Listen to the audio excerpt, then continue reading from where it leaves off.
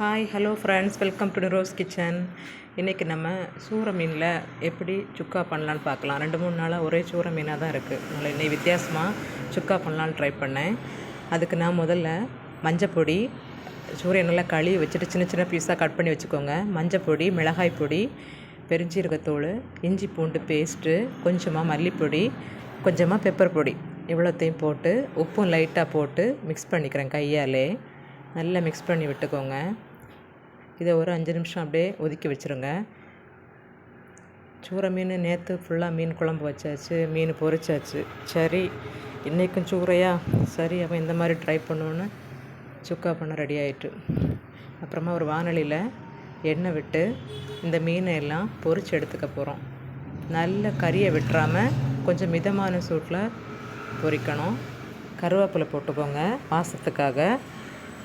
அவ்வளோதான். ஃப்ரை பண்ணி வச்சுட்டு அந்த எண்ணெயே யூஸ் பண்ணிக்கலாம். அந்த எண்ணெயிலே கடுகு, கருவேப்பிலை, 2 பச்சை மிளகாய் கீரி போட்டுக்கிறேன்.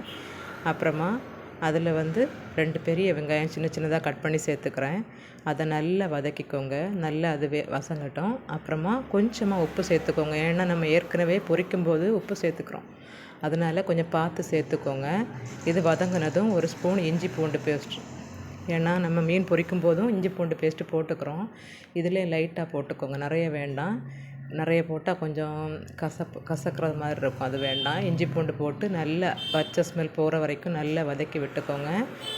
வதக்கி விட்டுட்டே வாங்க. நல்ல கோல்டன் கலர் ஆன உடனே நம்ம ஒரு சின்ன அளவு தக்காளி, ஒரு சின்ன சைஸ் தக்காளி வெட்டி வச்சுருக்கேன், அதை இது கூட சேர்த்து நல்லா மிக்ஸ் பண்ணி விடுங்க. அதையும் நல்லா மிக்ஸ் பண்ணி விட்டுட்டு நல்லா வதக்கிட்டே வாங்க. அப்புறமா நம்ம இதுக்கு தேவையான மசாலா பார்ப்போம். இதுக்கு நம்ம மஞ்சத்தூள், வத்தல் பொடி 1.5 ஸ்பூன், அப்புறமா மல்லிப்பொடி ஒரு 1/2 ஸ்பூன், 1 ஸ்பூன் பெருஞ்சீரகத்தூள், அப்புறமா மட்டன் மசாலா இதில் போட்டுக்கிறேன். பெப்பர் பொடி போடலை, ஏன்னா ஏற்கனவே நல்லா காரம் போட்டு பொரிச்சாச்சு. இவ்வளோத்தையும் போட்டு நல்லா வதக்கிக்கோங்க. அந்த பச்சை ஸ்மெல் போகிற வரையும் வதக்கின அப்புறமா நம்ம பொரிச்சு வச்சுருக்கோம் இல்லையா சூர மீன், அதை அதில் போட்டு நல்லா மிக்ஸ் பண்ணிகிட்டே வாங்க. நல்லா கிளறிட்டே வாங்க. நம்ம சுக்கா ரெடியாக போகுது. நீங்களும் இதை செஞ்சு பார்த்துட்டு கமெண்ட் எப்படி இருக்குன்னு சொல்லுங்கள். நான் எங்கள் வீட்டில் உள்ளவங்ககிட்ட போய் கமெண்ட் கேட்டு வரேன்.